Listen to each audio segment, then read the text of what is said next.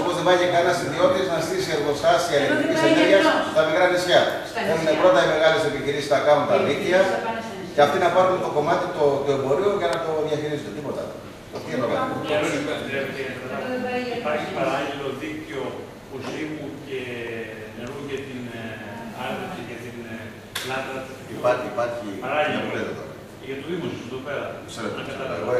Είπα ότι τα σημεία αυτά είναι περιορισμένα. Δηλαδή, επάνω στο άλλο που υπάρχει και το νερό της ΕΙΔΑΠ και υπάρχει και. Σε κάθε περιοχή υπάρχει παράλληλο δίκτυο. Υπάρχει ένα μικρό δίκτυο το οποίο ξεκινάει από την Αγία Γλυκερία και φτάνει στην περιοχή αυτή κάτω από το γαλάζιο.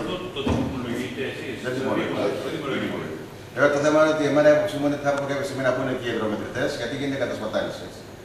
Άμα θα δείτε πολυκατοικίες που γνωρίζω και εγώ ίδιος, ενώ υπάρχει έξω το πεζοδρόμιο που είναι η παροχή, που έχει γίνει το δίκτυο, έχουν τραβήξει τις παροχές μέσα και διακαίονται για διάφορες άλλες χρήσεις.